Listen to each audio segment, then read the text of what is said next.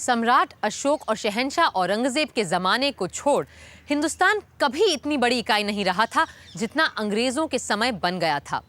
इसके अलावा 552 के करीब छोटी बड़ी रियासतें थीं जो ब्रिटिश इंडिया के साथ कई अलग अलग माहिदों से जुड़ी हुई थीं। सो वक्त जब ब्रिटिश साम्राज्य से आज़ादी का आया तो जहां कई रियासतों को अलग रहना था, वहीं मुस्लिम लीग को मुसलमानों के लिए एक अलग इलाका चाहिए था। और अगर ये ना हो सके तो लीग की मांग थी कि भारत को एक हिंदू और 2 मुस्लिम मेजॉरिटी ग्रुपिंग्स में बांट दिया जाए जो एक ढीले से केंद्र से बंधे हों। यानी कुछ अजब ही नक्शा उभरने लगा था हमारे देश का। Sindh, Balochistan, North West Frontier Province and Punjab will be joined through a corridor to Assam and Bengal. Other states like Bhopal and Hyderabad will join us later. This will be our Pakistan. 2 assembly की बात तो ठीक है कायदे आजम, मगर हमारी खुद मुख्तार पाकिस्तान के डिमांड के बारे में क्या तय हुआ?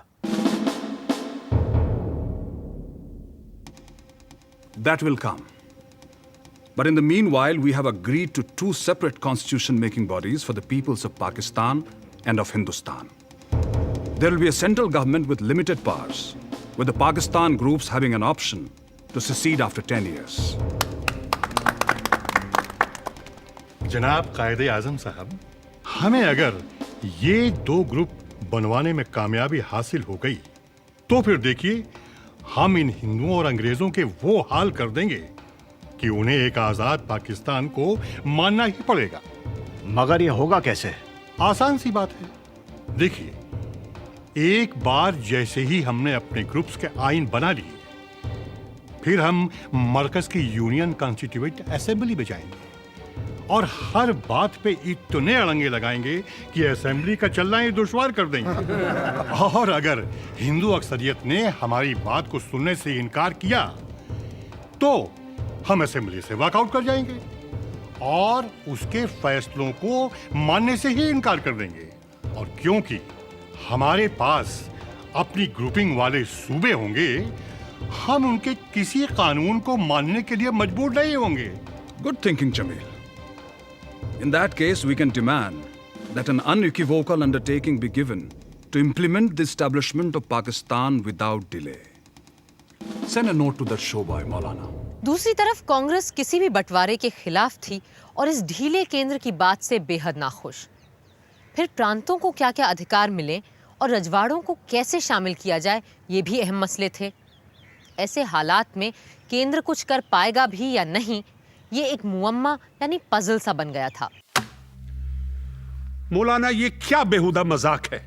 हमें जिन्ना साहब को फौरन जवाब देना चाहिए कि आपने जो मुस्लिम सूबों की अलग ग्रुपिंग्स की तजवीज पेश की है वो हमें बिल्कुल मंजूर नहीं है, क्योंकि मुसलमान अक्सरियत के सिर्फ 3 ही सूबे हैं, नॉर्थ वेस्ट फ्रंटियर, सिंध और बलूचिस्तान। आसाम में अक्सरियत हिंदुओं की है और बंगाल और पंजाब में मुस्लिम मेजॉरिटी बस नाम बराबर है।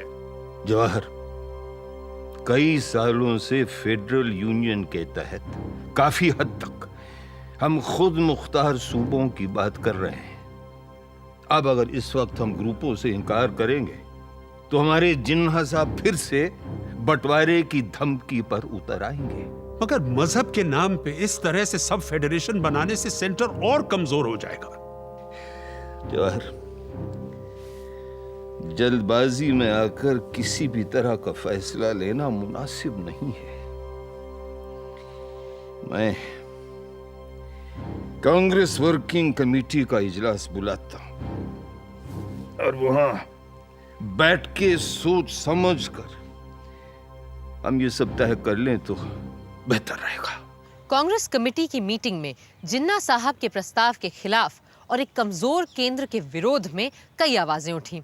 D.R. गाडगिल ने रेजोल्यूशन में लिखा है, कांग्रेस को ये तय करना ही होगा कि मुस्लिम लीग को मनाने के लिए वो कहाँ तक झुकती जाएगी और संघ के ढांचे के बारे में उसके क्या विचार है। ये भी तय करना होगा कि अगर ये अड़ंगेबाजी चलती ही रही तो हम क्या रास्ता अपनाएंगे। यद्यपि कांग्रेस ने हमेशा एक मजबूत केंद्र की बात की है, पर आज हम एक ऐसी सरकार बनाने को तैयार है जहां शायद दुनिया की सबसे कमजोर सरकार केंद्र में होगी। सूबों को उनके हुकूक देने के खिलाफ तो हम कभी नहीं रहे हैं। 26 जून के रेजोल्यूशन में भी हमने साफ साफ मैक्सिमम प्रोविंशियल ऑटोनॉमी की ही बात की थी, लेकिन हम ऐसे किसी स्कीम को बर्दाश्त नहीं करेंगे जिसकी वजह से हिंदुस्तान के टुकड़े टुकड़े हो जाए। मगर कैबिनेट मिशन के प्रस्तावों की हम अनदेखी भी तो नहीं कर सकते हैं ना। ऐसी स्थिति में केंद्र और सूबों के अधिकारों को बांटना आसान नहीं होगा। कैबिनेट मिशन के प्रपोजल्स के मुताबिक सेंटर के पास सिर्फ 3 चीजें थी: डिफेंस, फॉरेन अफेयर्स और कम्युनिकेशन, और इन पर होने वाले खर्च का इंतजाम, इनसे जुड़ी हुई इंडस्ट्रीज भी जाहिर है सेंटर ही चलाएगा। इसी तरह एक्सटर्नल अफेयर्स में फॉरेन ट्रेड भी शामिल है। You can not divorce foreign trade from foreign policy. लेकिन जवाहर, ऐसे कामों के लिए भी टैक्सेस के जरिए पैसा जमा करना होगा, तो क्या ये काम सेंटर के हवाले रहेगा या हर सूबा टैक्सेस में से सेंटर को कुछ देने वाला है हमारे मिस्टर जिन्ना की तजवीज के मुताबिक? बकवास, बिल्कुल बकवास। सूबे क्या सेंटर को खैरात देंगे? खैरात से कोई सरकार नहीं चल सकती। सेंटर को अपने खर्चे के लिए खुद टैक्सेस जमा करने पड़ेंगे।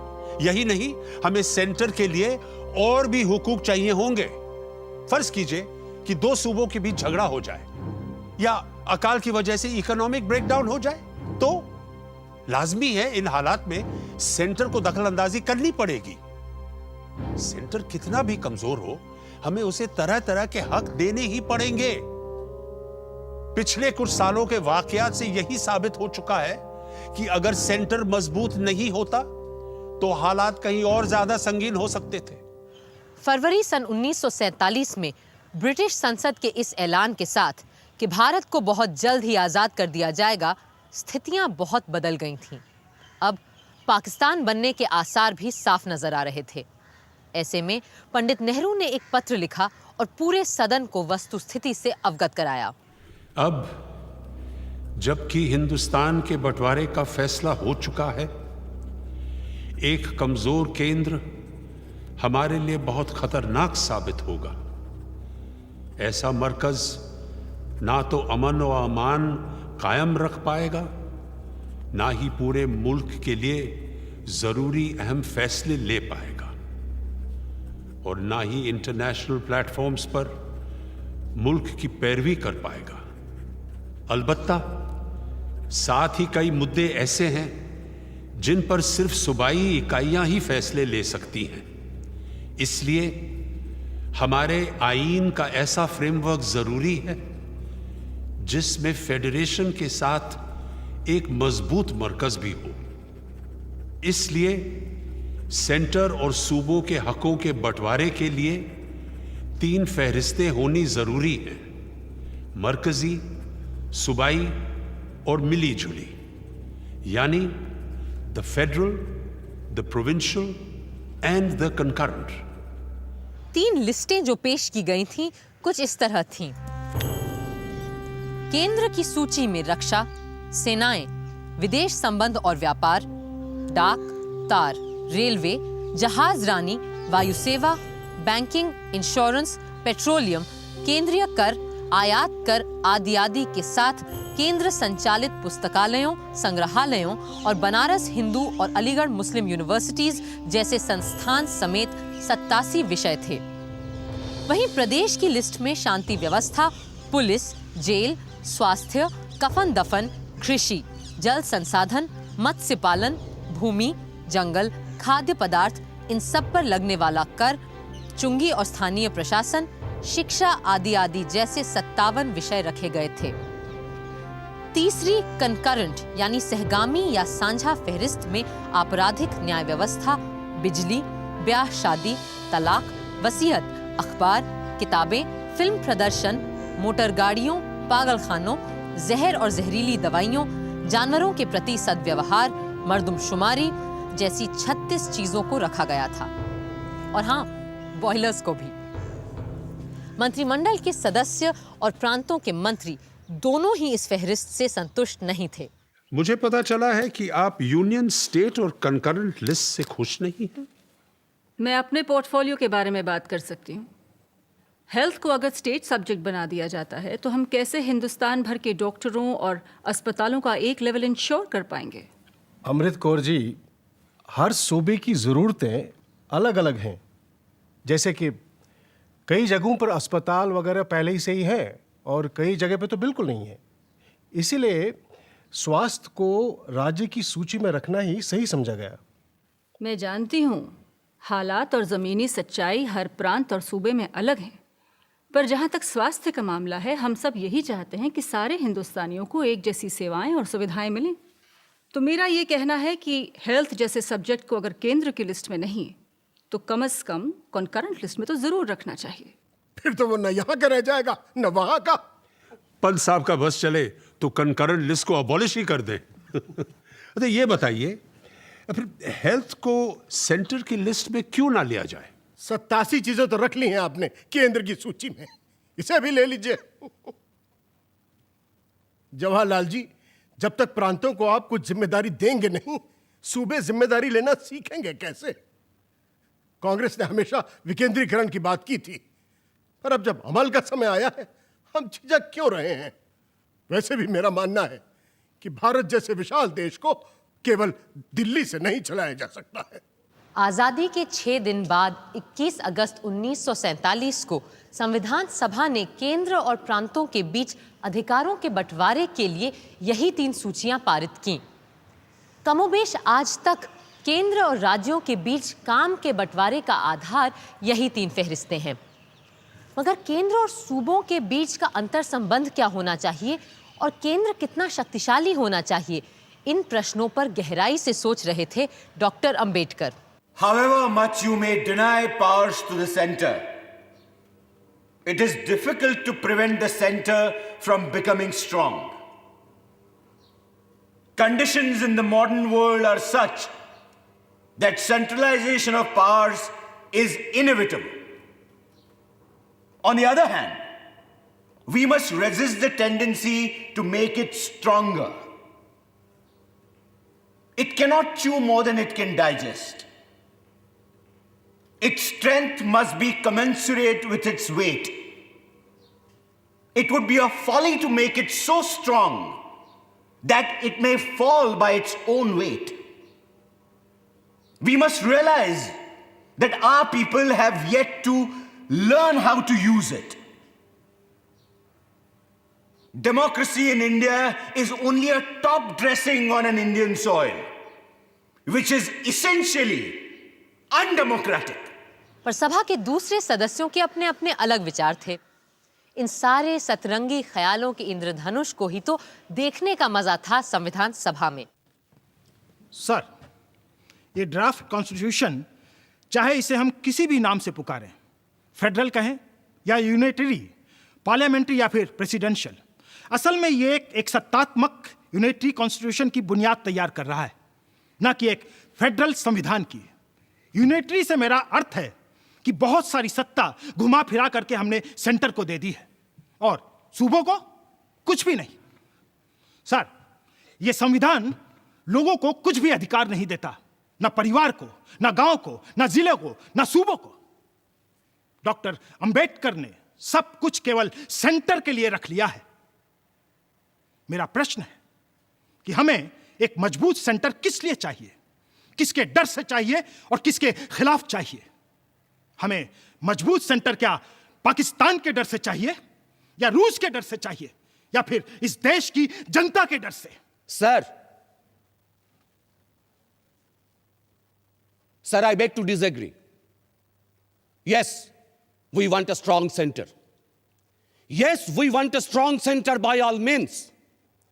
If we want to preserve or maintain our newborn freedom and if we want the solidarity of this country,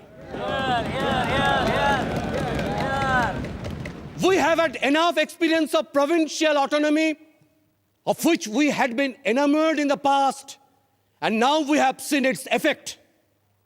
We have seen the centrifugal and vociferous tendencies that it has generated and which we have learned to our cost. ये मौजूदा संविधान ना तो एकक संबंधी है ना ही संघीय संबंधी, यानी ना तो पूरी तरह यूनिटरी है ना फेडरल, बल्कि दुनिया भर के संविधानों का एक अजीब प्रकार का घिचपिच मिश्रण है, जिसे तोड़ मरोड़ कर हमारे मित्र ने एक स्थिर संगत रूप देने की कोशिश की है। जो सूबे ये शिकायत कर रहे हैं कि केंद्र की सत्ता को हमने बहुत ज्यादा पावर दे दी है और उनसे बहुत से अधिकार छीन लिए गए हैं, वो प्रदेश तो खुद पावर के नशे में आकर शहरों और जिलों के निकायों को कोई अधिकार देने को तैयार नहीं है। और आज 50% से ज्यादा लोकल बॉडीज को मैल एडमिनिस्ट्रेशन के नाम पे भंग करके ये सूबे की सरकारें ही चला रही हैं। अगर हमने यहां संविधान में प्रदेश की सरकारों को साफ साफ ये नहीं बताया कि उन्हें इन लोकल बॉडीज को उपयोगी बनाना ही होगा, तो मैं आपको बता दूं कि इस दस्तावेज की कोई कीमत नहीं रह जाएगी जो हम डेमोक्रेसी के नाम पे यहां पेश कर रहे हैं। सर, एक नजर जरा ये लंबी यूनियन लिस्ट पर डालिए और अब एक नजर इस लंबी कॉन्करेंट लिस्ट पर। ये वो सारे हुकूक हैं जो मरकजी सरकार अपने हाथ में ही रखना चाहती है और इस तरह हमारे मुल्क के फेडरल सिस्टम को एक यूनिटरी सिस्टम में तब्दील कर देना चाहती है। इस तरह की मंशा से चलाई गई सरकार, मुझे डर है कि जल्दी ही एक डेमोक्रेटिक नहीं बल्कि तानाशाही सरकार बन जाएगी।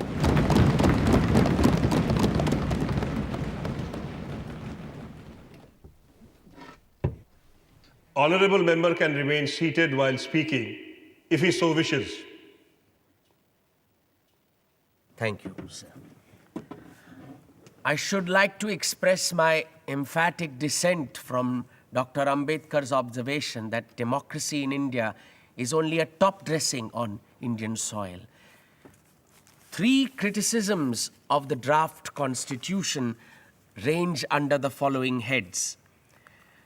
Criticism 1, the center is made too strong at the expense of the units. Criticism 2, the existence of a large list of concurrent subjects might lead to the center encroaching upon the provincial sphere. And criticism 3, the constitution does not give sufficient importance to village communities. Sir, a brief survey of the draft constitution must convince the members that it is based upon sound principles of democratic government. It is well to remember that a constitution is, after all, what we make of it. किसान नेताओं और गांव जमीन से जुड़े लोगों के लिए किसी संवैधानिक भाषा से ज्यादा जरूरी सवाल थे खेतीबाड़ी, अनाज और भूख। सर, यदि आप भारत में सभी चीजों का, जिनमें कृषि की अर्थव्यवस्था भी शामिल है, प्लान्ड विकास चाहते हैं, तो यह आवश्यक है कि कृषि के विकास, विचार और कृषि की अर्थव्यवस्था को हम राज्यों नहीं बल्कि केंद्र की सूची में रखें। हमें यह याद रखना होगा कि भारत में खाद्य समस्या बहुत गंभीर है। जनाब वाइस प्रेसिडेंट साहब, मैं इस फेडरलिज्म के खिलाफ हूं। राज्यों को जब जब हमने अधिक अधिकार दिए, यह देश बंटवारे की कगार पर पहुंच गया। और आज अगर हम सूबों को ज्यादा पावर देकर फेडरलिज्म की बात करते हैं, तो ना जाने कितने पाकिस्तान इस उपमहाद्वीप में बस जाएंगे। अगर हमने फेडरलिज्म को अपनाया, तो हम वही कर बैठेंगे जो हमारे विदेशी देश चाहते हैं कि हम करें। एक कटा हुआ जर्मनी, एक बटा हुआ कोरिया, इन विदेशी ठगों की मनमुराद है अपने देश की ताकत को फेडरल, कॉन्करेंट और प्रोविंशियल के नाम पे बांटना एक आत्महत्या करने जैसा कदम है और यह हर हालत में हमारे देश को कमजोर करेगा। उस दिन डॉक्टर अंबेडकर बोले कि हमारा संविधान फेडरल भी है और यूनिटरी भी, शांति के वक्त फेडरल और युद्ध के वक्त यूनिटरी। पर मैं पूछता हूं कि यह युद्ध और शांति का बंटवारा केवल एक झूठी कल्पना भर है, क्योंकि हम किसी वॉर या पीस में नहीं बल्कि कोल्ड वॉर के जमाने में जी रहे हैं। और अगर हमें इन विदेशी ठगों से, इन विदेशी ताकतों से खुद को बचाना है, तो आज हम जिस तरह के लोकतंत्र के काम में लगे हैं, उस काम में इस तरह के कानून सिर्फ अड़ंगा ही डालेंगे। Sir, when Alexander attacked India, we understand that India was divided into 52 autonomous units, and we know what consequences it produced. So the possibilities of conflicts can be best lessened by the center being given power to intervene effectively whenever and wherever provincial jealousies may threaten the unity or impede the progress of the country as a whole. सन 48 के अंत में जब एक बार फिर मद्रास से आए Shri B poker साहब बहादुर ने केंद्र की सत्ता पर प्रश्न उठाया तो डॉक्टर अंबेडकर भड़क उठे और ऐसा लगने लगा कि केंद्र और प्रदेश का झगड़ा कहीं हिंदू मुसलमान का बवाल न बन जाए। We can now resume discussion on Article 60. Is Poker Sahib Bahadur in the house?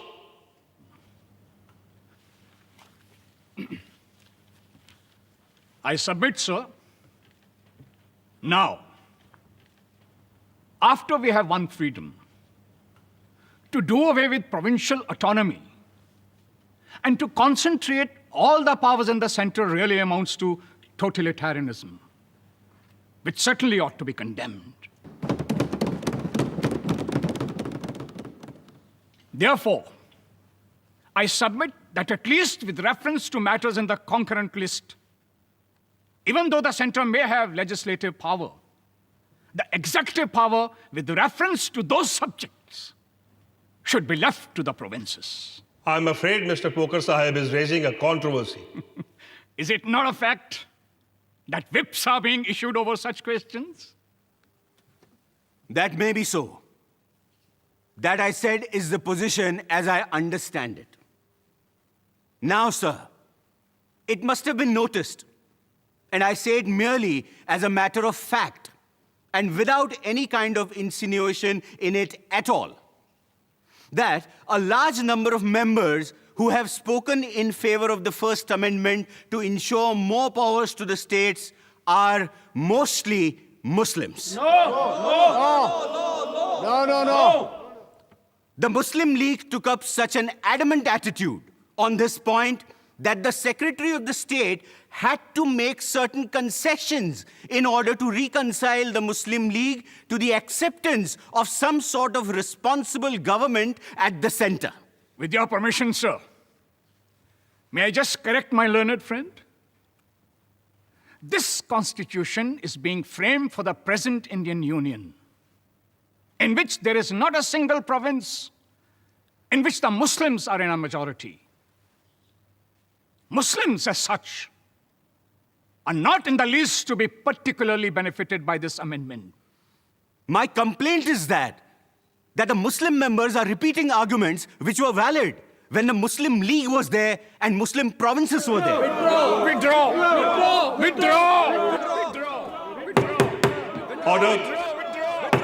Order.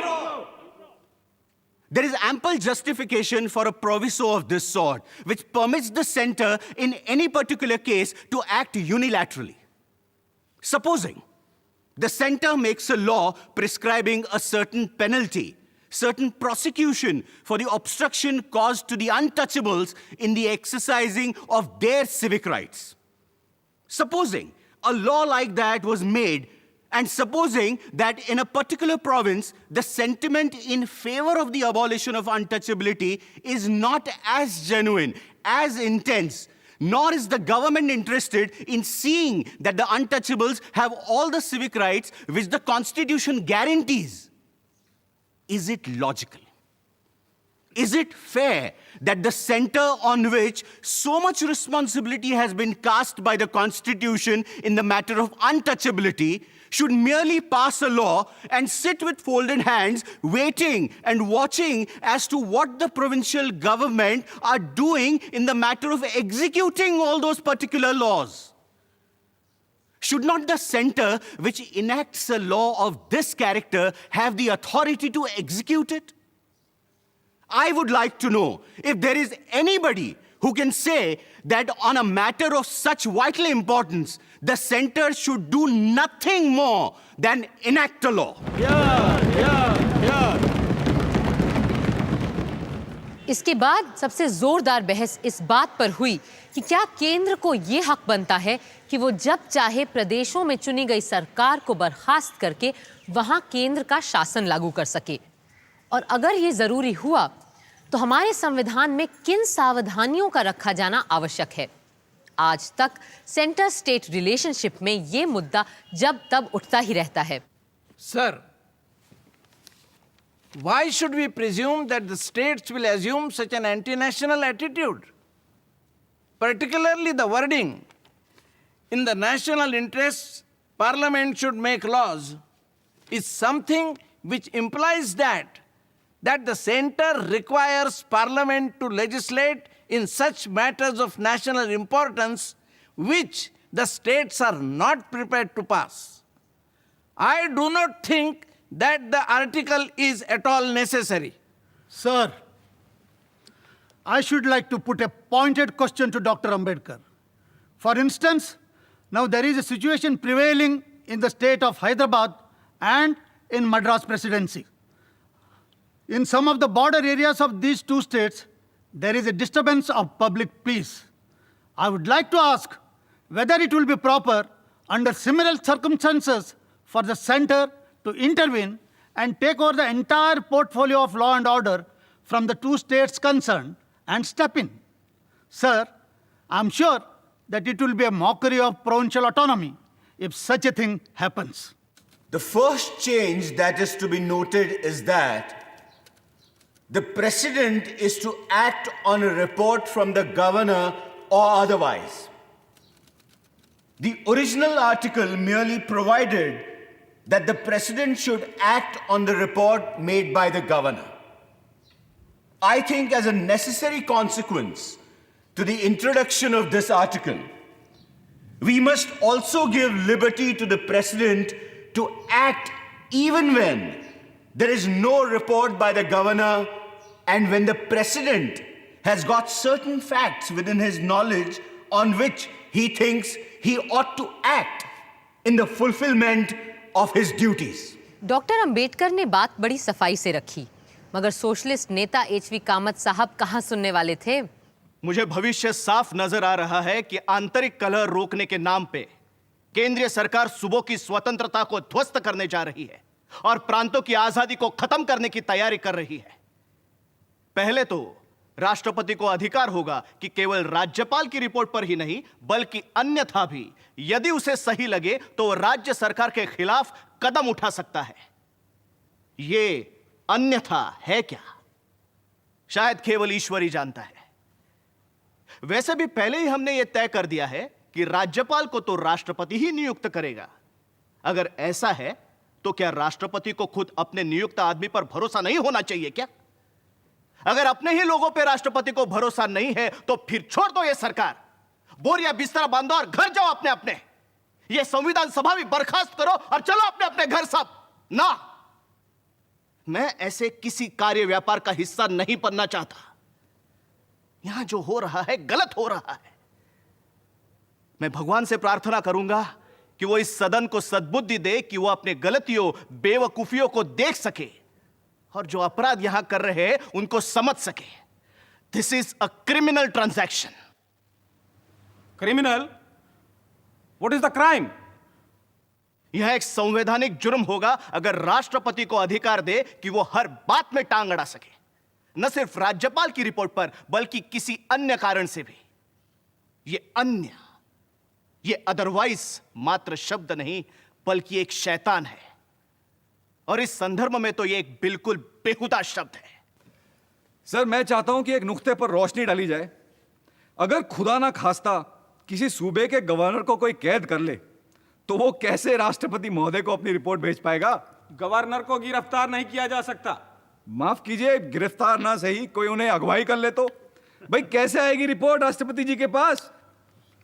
जनाब, अगर ऐसी स्थिति पैदा हो जाती है तो धारा 257 तो है ना हमारे पास। जिसके चलते बिना राज्यपाल की सलाह के भी केंद्र प्रोक्लेमेशन जारी कर सकता है। यानी राष्ट्रपति बिना गवर्नर की रिपोर्ट के भी अपने विवेक के अनुसार कदम उठा सकता है और राज्य की सत्ता अपने हाथों में ले सकता है। Sir, let us have a little realism about our discussions and about our constitution making. The greatest danger in the future may not be that the center will interfere too much, but that the units may resent the guidance of the center.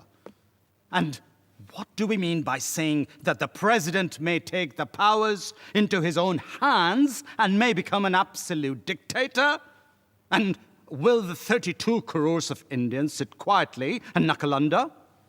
If they would, then they would anyhow. Then no constitution on God's earth, even if framed by Archangel Gabriel, is going to succeed. Shri के संतानम ने उदाहरण देकर प्रांतों में presidents rule को और साफ तरीके से समझाने की कोशिश की।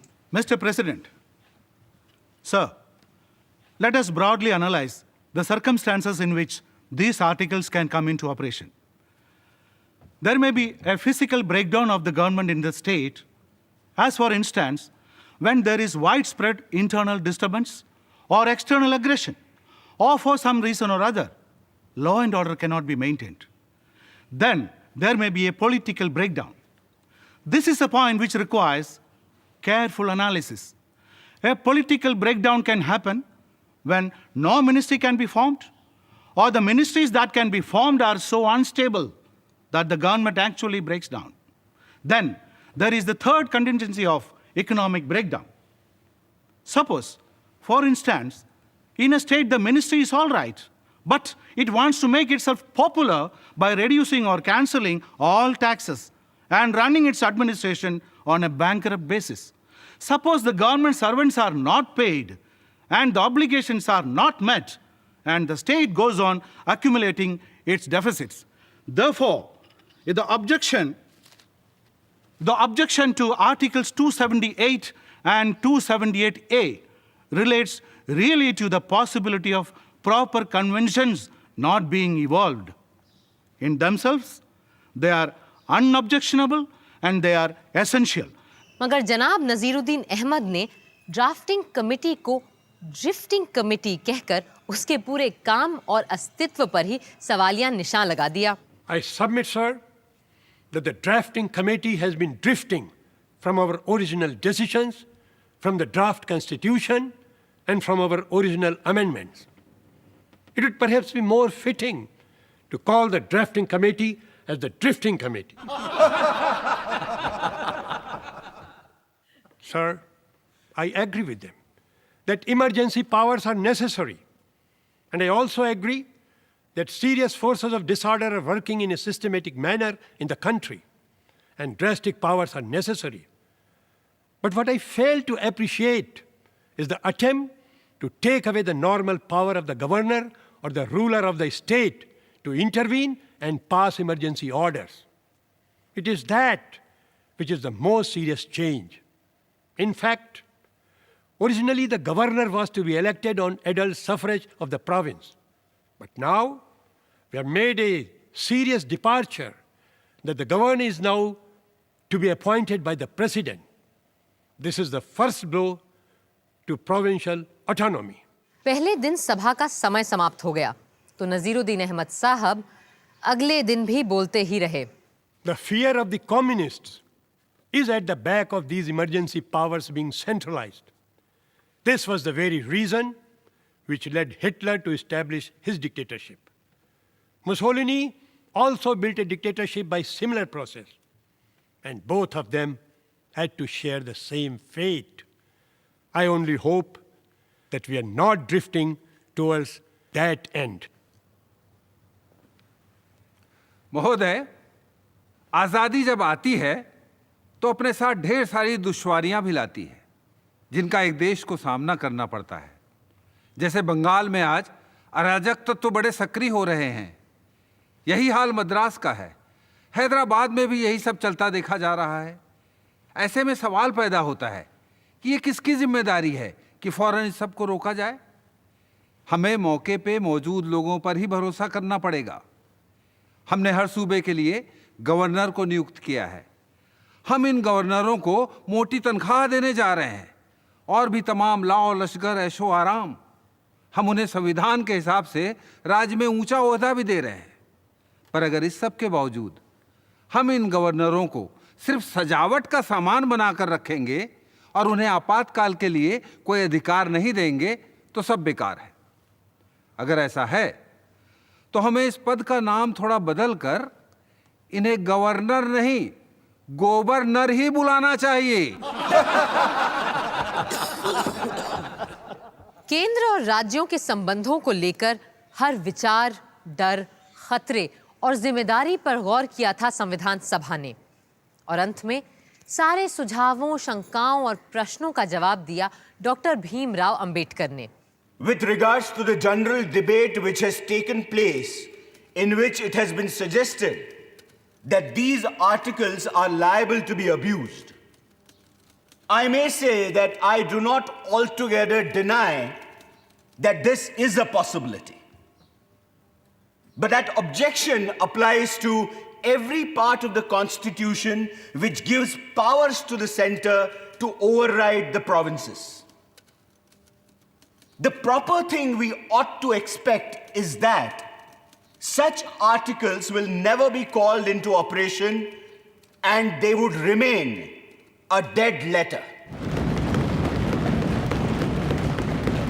If at all they are brought into operation, I hope the President, who is endowed with these powers, will take proper precautions before actually suspending the administration of the provinces. I hope the first thing he would do would be to issue a warning. If that warning fails, the second thing for him to do will be to order an election allowing the people of the province to settle matters themselves. It is only when these two remedies fail that he would resort to this article. I do not think we could then say that these articles were introduced in vain or that the president had acted wantedly.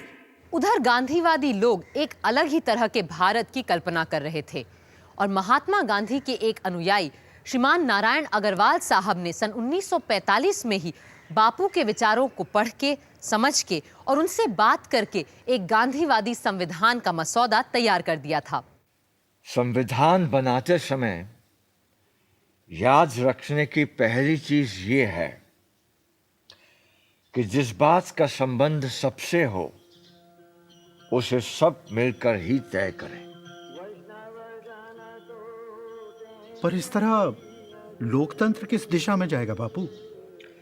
उस दिशा में जहां अहिंसा हो और विकेंद्रीकरण हो।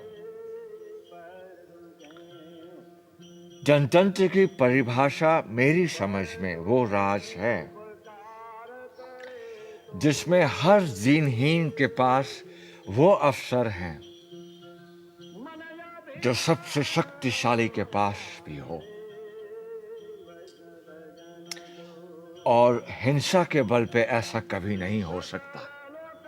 और इसलिए आप मानते हैं कि भारत के भविष्य का संविधान सुगढ़ सुचालित ग्राम सभाओं पर आधारित हो, जो प्रजातंत्र को सीधे और अच्छे तरीके से चला सकें, जहां मनुष्य और पर्यावरण पर अहिंसा वाली ग्राम शिल्प की संस्कृति और अर्थव्यवस्था हो, और मनुष्य से सीधा संपर्क और संबंध हो। गांव के गणराज्य ही स्वराज की मूल इकाई होनी चाहिए, जिनके पास सारे सामाजिक, आर्थिक और राजनीतिक निर्णय लेने की पूरी स्वतंत्रता हो। फिर गांवों को तालुका, जिला, सूबा और संघ की पंचायत, विधानसभा और सांसदों के जरिए अखिल भारतीय केंद्र की इकाइयों से जोड़ा जाए। सही समन्वय बनाना होगा और केंद्र की सांसद का काम बहुत ही सीमित होगा, क्योंकि हमारे सिद्धांत के अनुसार अधिकतर अधिकार ग्रामों, लोकल बॉडीज और सूबों के पास ही होंगे। ठीक कह रहे हैं बापू आप। केंद्र का काम केवल रक्षा, आर्थिक विकास, सूबों के बीच समन्वय, परिवहन, संचार, मुद्रा, कस्टम, अंतर्राष्ट्रीय व्यापार जैसे प्रमुख उद्योगों तक ही सीमित होना चाहिए, और शायद कुछ राष्ट्रीय महत्व के शैक्षिक संस्थानों को चलाना, राज्यों को शिक्षा के स्तर के बारे में सलाह देना, विदेश नीति तय करना भी केंद्र का काम हो सकता है। पर बाकी सारे अधिकार और निर्णय संघ की प्रांतीय इकाइयों के पास ही होने चाहिए। याद रहे, वही हुकूमत अच्छी होती है जो सबसे कम हुक्म चलाए। श्रीमान नारायण अग्रवाल द्वारा लिखी स्वतंत्र भारत के लिए संविधान नामक पुस्तिका की भूमिका महात्मा गांधी ने लिखी थी और कहा था कि हालांकि इसके हर शब्द से शायद मैं इत्तेफाक नहीं रखता, किंतु मेरे पास समय की कमी होने से प्रिंसिपल श्रीमान नारायण अग्रवाल ने वो कर दिखाया है जो मैं नहीं कर सका। संविधान सभा के गांधीवादी सदस्य इसी को नए संविधान का आधार बनाना चाहते थे। सर, हमारे मुल्क में 7 लाख गांव हैं। महात्मा गांधी की कृपा से हमारी आजादी की लड़ाई गांव तक पहुंच गई थी और गांवों के आधार और बल पर ही आज हमारा हिंदुस्तान आजाद हुआ है। पर आज जो कॉन्स्टिट्यूशन हमारे सामने है उसमें कहीं गांव का कोई भी जिक्र है? कहीं उसकी कोई तस्वीर है? नहीं, नहीं, नहीं और नहीं। यह सारा कॉन्स्टिट्यूशन बजाय अंदर और नीचे से खड़ा करने के ऊपर और बाहर से खड़ा किया जा रहा है। सदर साहब, होना यह चाहिए था कि हमारे हिंदुस्तान की रिपब्लिक एक यूनियन बनती, सारे छोटे छोटे ऑटोनॉमस रिपब्लिक आपस में मिलकर एक यूनियन की तरह हिंदुस्तान की एक बड़ी रिपब्लिक बनाते, और उससे न फिर लिंग्विस्टिक प्रोविंसेस का सवाल उठता, न कम्युनल मेजॉरिटी या माइनॉरिटी का सवाल उठता, और न बैकवर्ड क्लासेस का सवाल उठता। सेठ जी ने कहा है कि यह विधान ग्रामों को महत्व नहीं देता है। महात्मा गांधी जी का विधान ग्राम गणराज्य व ग्राम पंचायत पर आधारित था, जिसकी रूपरेखा प्रिंसिपल श्रीमान नारायण अग्रवाल ने दी थी। और मेरे विचार से विधान के उस अंग पर हमें सावधानी से सोचना होगा। उधर डॉक्टर अंबेडकर शायद अपने निजी जीवन के तल्ख तजुर्बों के कारण ग्रामीण जीवन और ग्राम पंचायतों के बारे में कोई खास अच्छी राय नहीं रखते थे। A criticism against the draft constitution is that the new constitution should have been drafted on the ancient Hindu model of a state, and that instead of incorporating Western theories, the new constitution should have been raised and built upon village panchayats and district panchayats. There are others who have taken a more extreme view. They do not want any central or provincial governments. They just want India to contain so many village governments. The love of the intellectual Indians for the village community is, of course, infinite, if not pathetic. I hold that these village republics have been the ruination of India. I am therefore surprised that those who condemn provincialism and communalism should come forward as champions of the village. What is the village but a sink of localism, a den of ignorance, narrow-mindedness, and communalism? I'm glad that the draft constitution has discarded the village and adopted the individual as its unit. Sir, according to Dr. Ambedkar, the villages have been the ruination of India. The villages have been the den of ignorance. If that is the case now, that is due to us, who have been living in the towns, who have been shining under the foreign bureaucracy and foreign rule. Our villages have been starved. Our villages have been strangled deliberately by the foreign government, and the townspeople have played a willing tool in this ignoble task. Resuscitating the villages, I think, should be the first task of Future Free India. I have told you, sir, that we have been taught according to the Gandhian outlook and the Congress outlook, that the future constitution of India would be a pyramidal structure based on the village panchayats. If we can build the whole structure on the village panchayats, on the willing cooperation of the people, then I feel the center would automatically become strong. Sir, I'm sorry that Dr. Ambedkar went out of his way to speak about village panchayats and say that they did not provide the proper background for a modern constitution. I think that in spite of revolutions and changes, they have preserved Indian life, but for them, India will be a chaos. I wish that some statutory provision had been inserted regarding village autonomy within proper limits. For local autonomy for each village must constitute the basic framework for the freedom of this country. I do not want to say anything more than what Dr. Ambedkar has said. He is a bit too pessimistic. I do not agree that we can never reform the villages and develop them for self-government. This country will ultimately consist of a number of village republics, autonomous as far as possible, knitted together into a number of states with a union at the center. मौलाना हसरत मोहानी हरदम की तरह इस बात पर भी Soviet रूस को भारत में खींच हिलाए। ये कहना गलत नहीं होगा कि मैंने महात्मा गांधी के सामने एक तजवीज़ पेश की थी और उसके तहत उन्होंने सोवियत रूस के आइन के 2 नुक्तों की हामी भी भरी थी। पहला नुक्ता था काम करो और वोट भरो, और दूसरा कि पहली इकाई गांव का सोवियत रहे। उन्होंने उस पर फरमाया था कि सोवियत संघ का आइन कांग्रेस वर्किंग कमेटी का आइन से काफ़ी मिलता है, इसलिए अगर गांव पंचायत की तजवीज़ छोड़कर हम गांव सोवियत की तजवीज़ अपनाएं तो ये सारे पचड़े जो हमारे आइन में हैं, इस और उस माइनॉरिटी के हुकूक को लेकर सब गायब हो जाएंगे। I beg to move that in the directive principles, the following new article be added. That the state shall take steps to organize village panchayats and endow them with such powers and authority as may be necessary to enable them to function as units of self-government. What powers should be given to a village panchayat, what its area should be, and what its function should be will vary from province to province.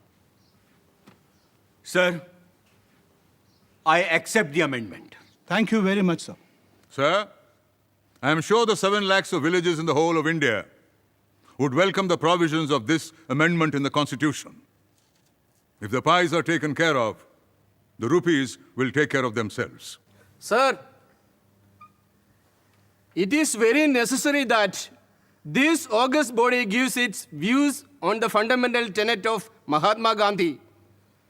He said that India dies if the villagers die. India can only live if the villagers live.